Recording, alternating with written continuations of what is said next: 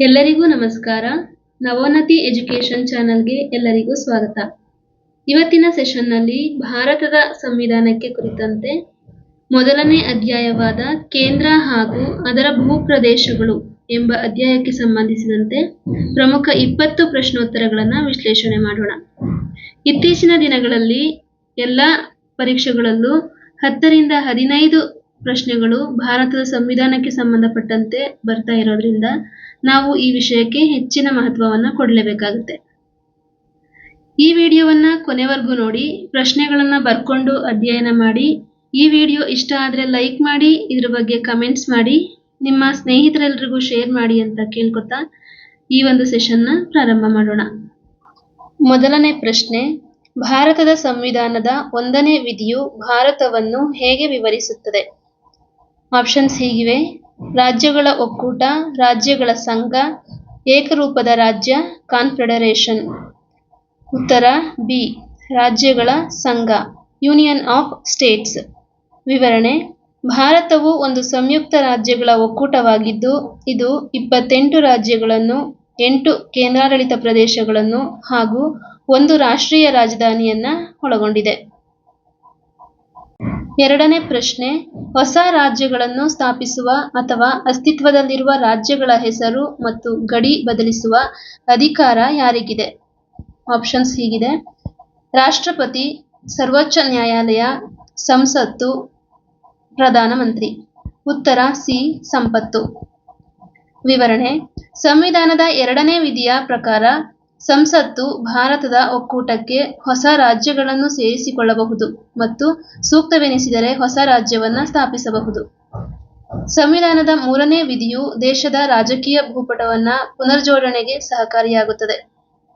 ಮೂರನೇ ಪ್ರಶ್ನೆ, ಸಂವಿಧಾನದ ಯಾವ ವಿಧಿಯು ಹೊಸ ರಾಜ್ಯಗಳ ಪ್ರವೇಶ ಅಥವಾ ಸ್ಥಾಪನೆಗೆ ಅವಕಾಶ ನೀಡುತ್ತದೆ? ಆಪ್ಷನ್ಸ್ ಹೀಗಿದೆ: ವಿಧಿ 1, ವಿಧಿ 2, ವಿಧಿ 3, ವಿಧಿ 4. ಉತ್ತರ ಬಿ, ವಿಧಿ 2. ವಿವರಣೆ: ಸಂವಿಧಾನದ 2ನೇ ವಿಧಿಯ ಪ್ರಕಾರ ಸಂಸತ್ತು ಭಾರತದ ಒಕ್ಕೂಟಕ್ಕೆ ಹೊಸ ರಾಜ್ಯಗಳನ್ನು ಸೇರಿಸಿಕೊಳ್ಳಬಹುದು ಮತ್ತು ಸೂಕ್ತವೆನಿಸಿದರೆ ಹೊಸ ರಾಜ್ಯವನ್ನು ಸ್ಥಾಪಿಸಬಹುದು. ಪ್ರಶ್ನೆ 4, ಅಸ್ತಿತ್ವದಲ್ಲಿರುವ ರಾಜ್ಯದ ವಿಸ್ತೀರ್ಣವನ್ನು ಹೆಚ್ಚಿಸುವ ಅಧಿಕಾರ ಸಂಸತ್ತಿಗೆ ನೀಡುವ ವಿಧಿ ಯಾವುದು? ಆಪ್ಷನ್ಸ್ ಹೀಗಿದೆ: ವಿಧಿ 1, ವಿಧಿ 2, ವಿಧಿ 3, ವಿಧಿ 4. ಆಪ್ಷನ್ಸ್ ಬಿ, ವಿಧಿ 3 ಇದಕ್ಕೆ ಉತ್ತರ. ವಿವರಣೆ: ಸಂವಿಧಾನದ 3ನೇ ವಿಧಿಯು ದೇಶದ ರಾಜಕೀಯ ಭೂಪಟವನ್ನು ಪುನರ್ಜೋಡಣೆ ಮಾಡಲು ಸಹಕಾರಿಯಾಗುತ್ತದೆ. ಈ ಮೂಲಕ ರಾಜ್ಯಗಳ ಗಡಿ ಬದಲಾವಣೆ, ವಿಸ್ತೀರ್ಣದ ಬದಲಾವಣೆ, ಹೆಸರು ಬದಲಾವಣೆ ಇಂತಹ ಕ್ರಮಗಳನ್ನು ಸಂಸತ್ತು ತೆಗೆದುಕೊಳ್ಳಲು ಸಂವಿಧಾನ ಅವಕಾಶ ಕಲ್ಪಿಸಿಕೊಟ್ಟಿದೆ. 5ನೇ ಪ್ರಶ್ನೆ, ಹೊಸ ರಾಜ್ಯದ ರಚನೆಗೆ ಸಂಬಂಧಿಸಿದ ಮಸೂದೆಯನ್ನು ಸಂಸತ್ತಿನಲ್ಲಿ ಮಂಡಿಸುವ ಮೊದಲು ಯಾರ ಶಿಫಾರಸು ಅಗತ್ಯ?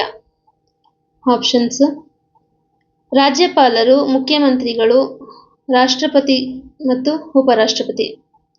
ಉತ್ತರ ಸಿ, ರಾಷ್ಟ್ರಪತಿ.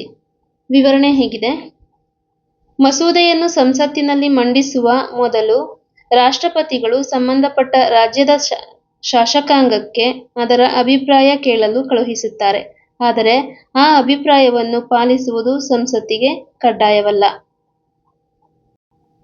ಪ್ರಶ್ನೆ 6, ಭಾಷಾವಾರು ಪ್ರಾಂತ್ಯಗಳ ರಚನೆ ಬಗ್ಗೆ ಪರಿಶೀಲಿಸಲು 1948ರಲ್ಲಿ ನೇಮಕಗೊಂಡ ಮೊದಲ ಆಯೋಗ ಯಾವುದು? ಆಪ್ಷನ್ಸ್ ಎ, ಜೆವಿಪಿ ಸಮಿತಿ. ಆಪ್ಷನ್ಸ್ ಬಿ, ಫಜಲ್ ಆಯೋಗ. ಆಪ್ಷನ್ ಸಿ, ಧಾರ್ ಆಯೋಗ. ಆಪ್ಷನ್ ಡಿ, ಸರ್ಕಾರಿಯಾ ಆಯೋಗ. ಉತ್ತರ ಸಿ, ಧಾರ್ ಆಯೋಗ. ವಿವರಣೆ: ಎಸ್ ಕೆ ಧಾರ್ ನೇತೃತ್ವದ ಈ ಸಮಿತಿಯು ಭಾಷೆಯ ಆಧಾರದ ಮೇಲೆ ರಾಜ್ಯಗಳ ರಚನೆಯನ್ನು ವಿರೋಧಿಸಿತ್ತು. ಈ ಆಯೋಗವು ಆಡಳಿತಾತ್ಮಕ ಅನುಕೂಲಕ್ಕಾಗಿ ರಾಜ್ಯಗಳನ್ನು ವಿಂಗಡಿಸಬೇಕೇ ಹೊರತು ಭಾಷೆಯ ಆಧಾರದ ಮೇಲಲ್ಲ ಎಂದು ಶಿಫಾರಸು ಮಾಡಿತು. ಅಂದರೆ ಈ ಒಂದು ಆಯೋಗ ಭಾಷಾವಾರು ಪ್ರಾಂತ್ಯಗಳನ್ನು ರಚನೆ ಮಾಡಬಾರ್ದು ಅಂತ ಶಿಫಾರಸನ್ನು ನೀಡುತ್ತೆ. 7ನೇ ಪ್ರಶ್ನೆ, ಭಾಷೆಯ ಆಧಾರದ ಮೇಲೆ ರಚನೆಯಾದ ಭಾರತದ ಮೊದಲ ರಾಜ್ಯ ಯಾವುದು? Option A Karnataka, option B Andhra Pradesh, option C Tamil Nadu, option D Kerala. ಉತ್ತರ ಬಿ. ಆಪ್ಷನ್ ಬಿ ಆಂಧ್ರ ಪ್ರದೇಶ 1953ರಲ್ಲಿ. ವಿವರಣೆ ನೋಡೋಣ.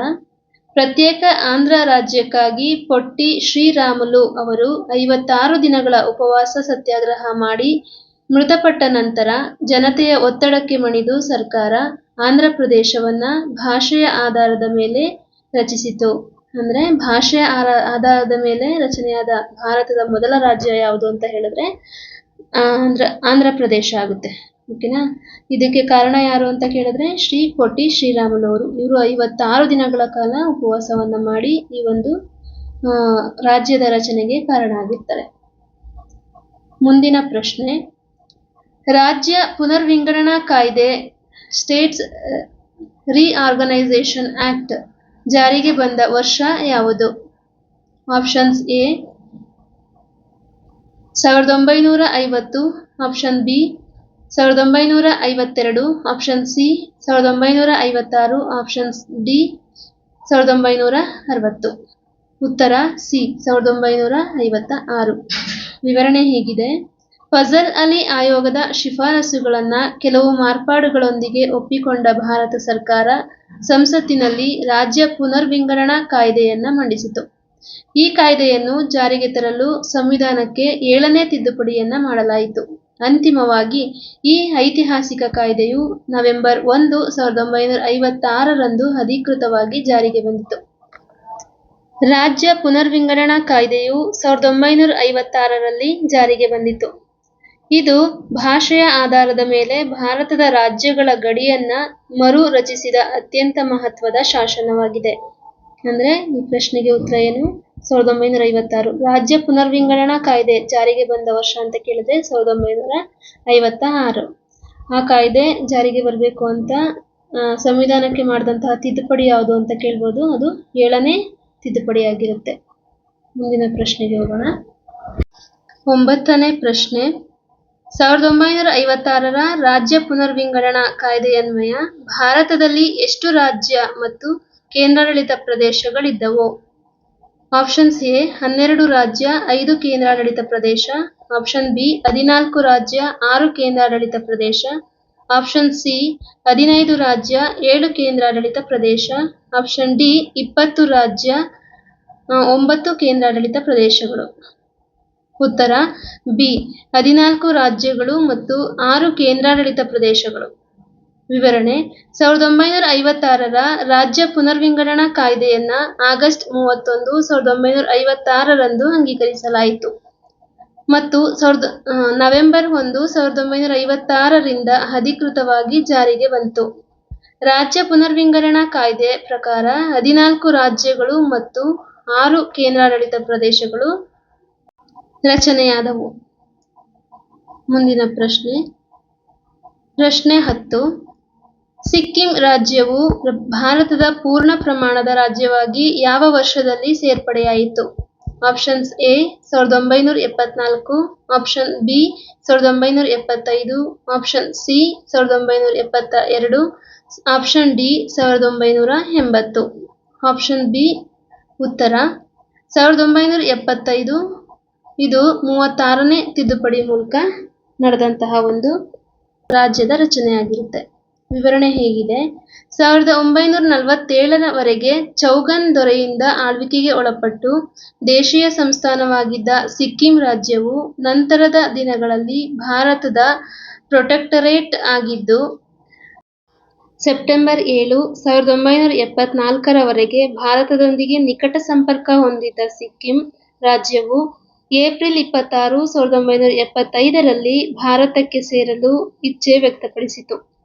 ಭಾರತ ಸರ್ಕಾರವು 35ನೇ ಸಂವಿಧಾನ ತಿದ್ದುಪಡಿ ಜಾರಿಗೆ ತಂದು ಸಿಕ್ಕಿಂ ರಾಜ್ಯಕ್ಕೆ ರಾಜ್ಯದ ಸ್ಥಾನಮಾನವನ್ನು ನೀಡಿತು. ಈ ಮೂಲಕ 36ನೇ ತಿದ್ದುಪಡಿ ಮೂಲಕ 1975 ಮೇ 16ರಂದು ಸಿಕ್ಕಿಂ ಹೊಸ ರಾಜ್ಯವಾಗಿ ಭಾರತದ ಒಕ್ಕೂಟಕ್ಕೆ ಸೇರ್ಪಡೆಯಾಯಿತು. 11ನೇ ಪ್ರಶ್ನೆ, ಸಂವಿಧಾನದ ಯಾವ ಅನುಸೂಚಿಯು ರಾಜ್ಯಗಳ ಹೆಸರು ಮತ್ತು ಅವುಗಳ ವ್ಯಾಪ್ತಿಯನ್ನು ಒಳಗೊಂಡಿದೆ? ಆಪ್ಷನ್ ಎ ಮೊದಲನೇ ಅನುಸೂಚಿ, ಆಪ್ಷನ್ ಬಿ ಎರಡನೇ ಅನುಸೂಚಿ, ಆಪ್ಷನ್ ಸಿ ಮೂರನೇ ಅನುಸೂಚಿ, ಆಪ್ಷನ್ ಡಿ ನಾಲ್ಕನೇ ಅನುಸೂಚಿ.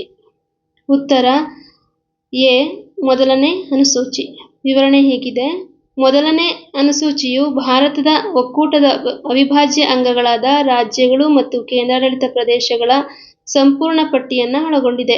ಇದರಲ್ಲಿ ಎರಡು ಮುಖ್ಯ ಭಾಗಗಳಿವೆ. ಭಾಗ 1 ಎಲ್ಲ ರಾಜ್ಯಗಳ ಹೆಸರುಗಳು ಮತ್ತು ಅವುಗಳ ಪ್ರಾದೇಶಿಕ ವ್ಯಾಪ್ತಿಯ ವಿವರಗಳು. ಭಾಗ 2 ಎಲ್ಲ ಕೇಂದ್ರಾಡಳಿತ ಪ್ರದೇಶಗಳ ಹೆಸರುಗಳು ಮತ್ತು ಅವುಗಳ ವ್ಯಾಪ್ತಿಯ ವಿವರಗಳು. ಅನುಸೂಚಿನಲ್ಲಿ ಎರಡು ಭಾಗ ಇದೆ. ಒಂದರಲ್ಲಿ ರಾಜ್ಯಗಳಿಗೆ ಸಂಬಂಧಪಟ್ಟಿದೆ, ಇನ್ನೊಂದು ಕೇಂದ್ರಾಡಳಿತ ಪ್ರದೇಶಗಳಿಗೆ ಸಂಬಂಧಪಟ್ಟಂಥದ್ದು. ಇದಿಷ್ಟು ಈ ಪ್ರಶ್ನೆಯ ವಿವರಣೆ.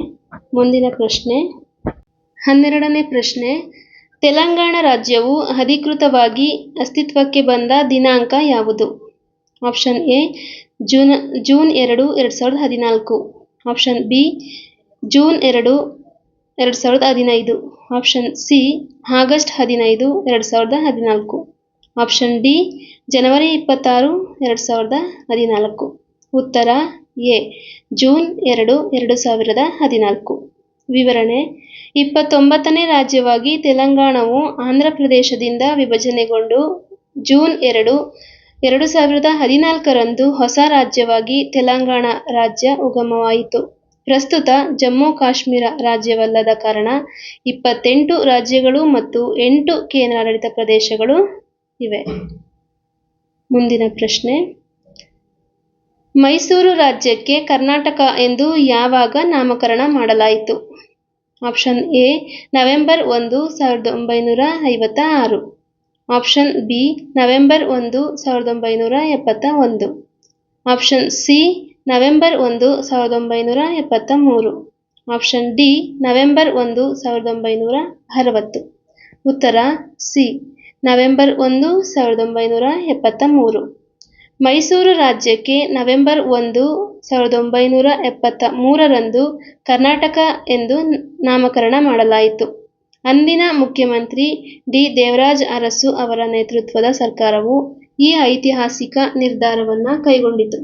1956ರಲ್ಲಿ ಭಾಷಾವಾರು ಪ್ರಾಂತ್ಯಗಳ ವಿಂಗಡಣೆಯ ನಂತರ ವಿಶಾಲ ಮೈಸೂರು ಎಂದು ಕರೆಯಲ್ಪಡುತ್ತಿದ್ದ ರಾಜ್ಯಕ್ಕೆ ಸುದೀರ್ಘ ಹೋರಾಟದ ನಂತರ 1973ರಲ್ಲಿ ಕರ್ನಾಟಕ ಎಂಬ ಹೆಸರು ಅಧಿಕೃತವಾಯಿತು. 14ನೇ ಪ್ರಶ್ನೆ: ಗೋವಾ ರಾಜ್ಯವು ಭಾರತದ ಒಕ್ಕೂಟಕ್ಕೆ ಯಾವಾಗ ಸೇರ್ಪಡೆಯಾಯಿತು? Option A 1947, option B 1950, option C 1961, option D 1987. ಉತ್ತರ ಸಿ 1961. ಆಪರೇಷನ್ ವಿಜಯದ ಮೂಲಕ. ವಿವರಣೆ: ಆಪರೇಷನ್ ವಿಜಯ್ ಎಂಬ ಸೈನಿಕ ಅಥವಾ ಪೊಲೀಸ್ ಕಾರ್ಯಾಚರಣೆಯ ಮೂಲಕ ಪೋರ್ಚುಗೀಸರಿಂದ ಗೋವಾವನ್ನು ಮುಕ್ತಗೊಳಿಸಿ ಕೇಂದ್ರಾಡಳಿತ ಪ್ರದೇಶವಾಗಿ ಸೇರಿಸಲಾಯಿತು. ನಂತರ 1987ರಲ್ಲಿ ಅದಕ್ಕೆ ರಾಜ್ಯದ ಸ್ಥಾನಮಾನ ನೀಡಲಾಯಿತು. 15ನೇ ಪ್ರಶ್ನೆ: ಭಾರತಕ್ಕೆ ಸ್ವಾತಂತ್ರ್ಯ ಬಂದಾಗ ದೇಶಿ ಸಂಸ್ಥಾನಗಳ ವಿಲೀನದ ಜವಾಬ್ದಾರಿ ಯಾರ ಮೇಲಿತ್ತು? Option A Jawaharlal Nehru, option B Rajendra Prasad, option C Sardar Vallabhbhai Patel, option D Mahatma Gandhiji. ಉತ್ತರ ಸಿ ಸರ್ದಾರ್ ವಲ್ಲಭಭಾಯಿ ಪಟೇಲ್. ವಿವರಣೆ: ಇವರನ್ನು ಭಾರತದ ಉಕ್ಕಿನ ಮನುಷ್ಯ ಎನ್ನಲಾಗುತ್ತದೆ. ಹೈದರಾಬಾದ್, ಜುನಾಗಢ ಮತ್ತು ಕಾಶ್ಮೀರಗಳನ್ನು ಭಾರತಕ್ಕೆ ಸೇರಿಸುವಲ್ಲಿ ಇವರ ಪಾತ್ರ ದೊಡ್ಡದು. ಅಂದರೆ 1947ರಲ್ಲಿ ಭಾರತ ಸ್ವಾತಂತ್ರ್ಯ ಪಡೆದಾಗ ಭಾರತದಲ್ಲಿ ಎರಡು ವಿಧವಾದ ರಾಜ್ಯಗಳು ಅಸ್ತಿತ್ವದಲ್ಲಿದ್ದವು.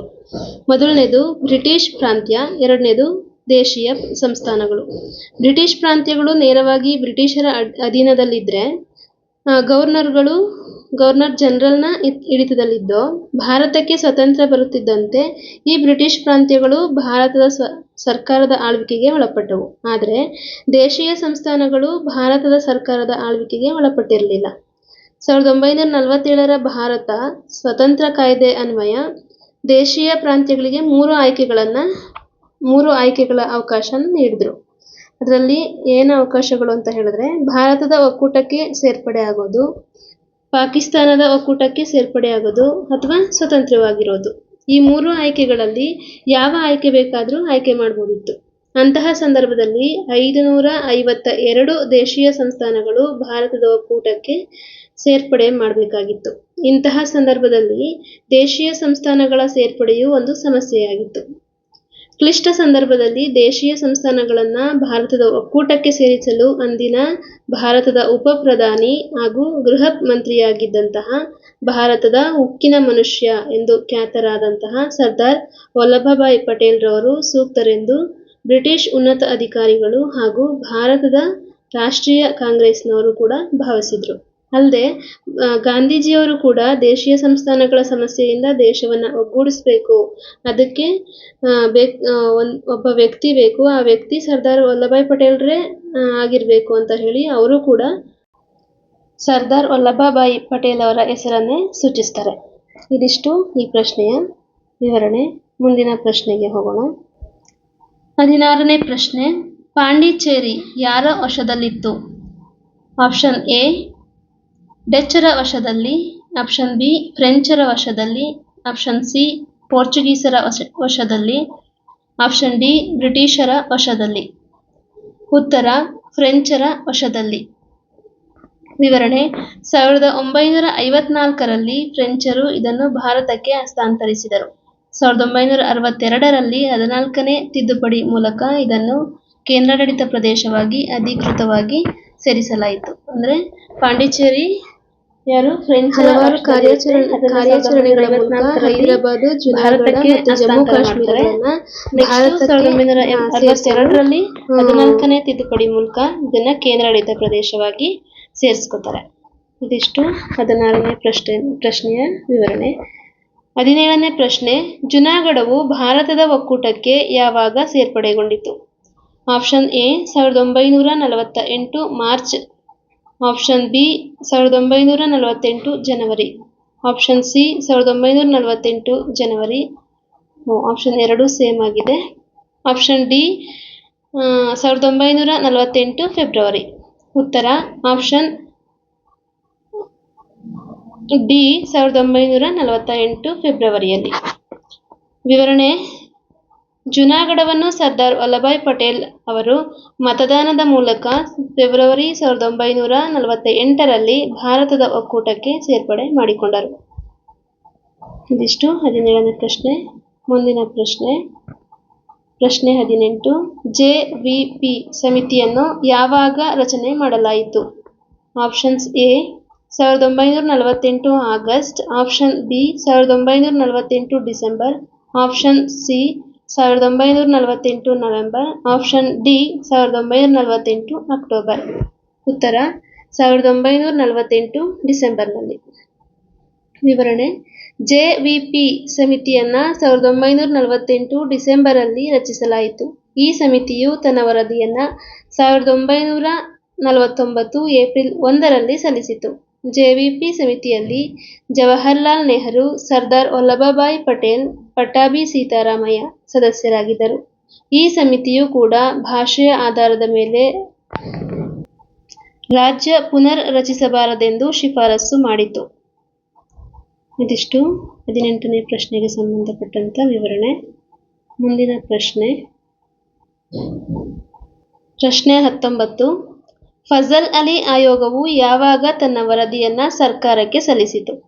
Option A 1955 August 30, option B 1956 September 30, option C 1953 November 30, option D 1953 October 30. ಉತ್ತರ 1955 ಸೆಪ್ಟೆಂಬರ್ 30. ವಿವರಣೆ: ಫಜಲ್ ಅಲಿ ಆಯೋಗವು ರಾಜ್ಯ ಪುನರ್ವಿಂಗಡಣಾ ಆಯೋಗ ತನ್ನ ವರದಿಯನ್ನು 1955 ಸೆಪ್ಟೆಂಬರ್ 30ರಂದು ಕೇಂದ್ರ ಸರ್ಕಾರಕ್ಕೆ ಸಲ್ಲಿಸಿತು. ಸ್ಥಾಪನೆ ಡಿಸೆಂಬರ್ 1953. ಅಂದರೆ ಫಜಲ್ ಅಲಿ ಆಯೋಗ ಯಾವಾಗ ಸ್ಥಾಪನೆ ಆಯಿತು ಅಂತ ಹೇಳಿದ್ರೆ ಡಿಸೆಂಬರ್ 1953ರಲ್ಲಿ. ತನ್ನ ವರದಿಯನ್ನು ಸಲ್ಲಿಸಿದ ಯಾವಾಗ ಅಂತ ಕೇಳಿದ್ರೆ 1955 ಸೆಪ್ಟೆಂಬರ್ನಲ್ಲಿ. ಇನ್ನು ಫಜಲ್ ಅಲಿ ಆಯೋಗದ ಅಧ್ಯಕ್ಷರು ಯಾರಾಗಿದ್ರು ಅಂತ ಹೇಳಿದ್ರೆ ಫಜಲ್ ಅಲಿ ಅವರೇ ಆಗಿದ್ರು. ಸದಸ್ಯರು ಬಂದು HN ಕುಂಜ್ರು ಮತ್ತೆ KM ಪಣಿಕ್ಕರ್. ಶಿಫಾರಸು: ಭಾಷೆಯ ಆಧಾರದ ಮೇಲೆ ರಾಜ್ಯಗಳ ಪುನರ್ವಿಂಗಡಣೆ ಮಾಡಲು ಈ ಆಯೋಗವು ಶಿಫಾರಸು ಮಾಡಿತು. ಇದರ ಪರಿಣಾಮವಾಗಿ 1956ರಲ್ಲಿ ಭಾಷಾವಾರು ಪ್ರಾಂತ್ಯಗಳು ರಚನೆಯಾದವು. 20ನೇ ಪ್ರಶ್ನೆ, ಈ ಸೆಷನ್ನ ಕೊನೆಯ ಪ್ರಶ್ನೆ. 1953 ಅಕ್ಟೋಬರ್ 1ರಂದು ಆಂಧ್ರ ಪ್ರದೇಶವು ಪ್ರತ್ಯೇಕ ರಾಜ್ಯವಾದಾಗ ಅದರ ರಾಜಧಾನಿ ಯಾವುದಾಗಿತ್ತು? ಆಪ್ಷನ್ಸ್ ಹೀಗಿದೆ: A Telangana, options B Amaravati, option C Kurnool, option D Hyderabad. ಉತ್ತರ ಕರ್ನೂಲ್. ವಿವರಣೆ: ಭಾಷೆಯ ಆಧಾರದ ಮೇಲೆ ರಚನೆಯಾದ ಭಾರತದ ಮೊದಲ ರಾಜ್ಯ ಆಂಧ್ರ ಪ್ರದೇಶ. 1953 ಅಕ್ಟೋಬರ್ 1ರಂದು ಆಂಧ್ರ ಪ್ರದೇಶ ರಾಜ್ಯವು ಮದ್ರಾಸ್ ರಾಜ್ಯದಿಂದ ಬೇರ್ಪಟ್ಟು ಅಸ್ತಿತ್ವಕ್ಕೆ ಬಂದಾಗ ಅದರ ರಾಜಧಾನಿ ಕರ್ನೂಲ್ ಆಗಿತ್ತು. ನಂತರ 1956ರ ನವೆಂಬರ್ 1ರಂದು ವಿಶಾಲ ಆಂಧ್ರ ಅಥವಾ ಆಂಧ್ರ ಪ್ರದೇಶ ರಾಜ್ಯ ರಚನೆಯಾದಾಗ ಹೈದರಾಬಾದನ್ನು ಅದರ ರಾಜಧಾನಿಯನ್ನಾಗಿ ಮಾಡಿಕೊಳ್ಳಲಾಯಿತು. ಇವತ್ತಿನ ಈ ಸೆಷನ್ನಲ್ಲಿ 20 ಪ್ರಮುಖ ಪ್ರಶ್ನೋತ್ತರಗಳನ್ನು ಚರ್ಚೆ ಮಾಡಿದ್ದೇವೆ. ಎಷ್ಟು ಪ್ರಶ್ನೆಗಳನ್ನು ಕಲ್ತಿದ್ದೀವಿ ಅನ್ನೋದು ಮುಖ್ಯ ಅಲ್ಲ, ಎಷ್ಟು ಮಾಹಿತಿ ಅದರಿಂದ ತಿಳ್ಕೊಂಡ್ವಿ ಅನ್ನೋದು ಮುಖ್ಯ ಆಗುತ್ತೆ. ಸೊ ಈ ಪ್ರಶ್ನೆಗಳನ್ನ ಒಂದು ಕಡೆ ಬರ್ಕೊಂಡು ಅಭ್ಯಾಸ ಮಾಡಿ, ಖಂಡಿತ ನಿಮ್ಮ ಪರೀಕ್ಷೆಗೆ ಉಪಯುಕ್ತ ಆಗುತ್ತೆ. ಇಷ್ಟು ಹೊತ್ತು ಕುಳಿತು ನನ್ನ ಈ ವಿಡಿಯೋವನ್ನು ನೋಡಿದ್ದಕ್ಕೆ ನಿಮ್ಮೆಲ್ಲರಿಗೂ ಈ ಮೂಲಕ ತುಂಬು ಹೃದಯದ ಧನ್ಯವಾದಗಳು. ಹೀಗೆ ನನ್ನ ವಿಡಿಯೋಗಳನ್ನು ನೋಡ್ತಾ ಇರಿ, ಲೈಕ್ ಮಾಡಿ, ಶೇರ್ ಮಾಡಿ ಅಂತ ಹೇಳ್ತಾ ಇಲ್ಲಿಗೆ ಈ ವಿಡಿಯೋವನ್ನು ಎಂಡ್ ಮಾಡ್ತಾ ಇದ್ದೀನಿ. ಧನ್ಯವಾದಗಳು.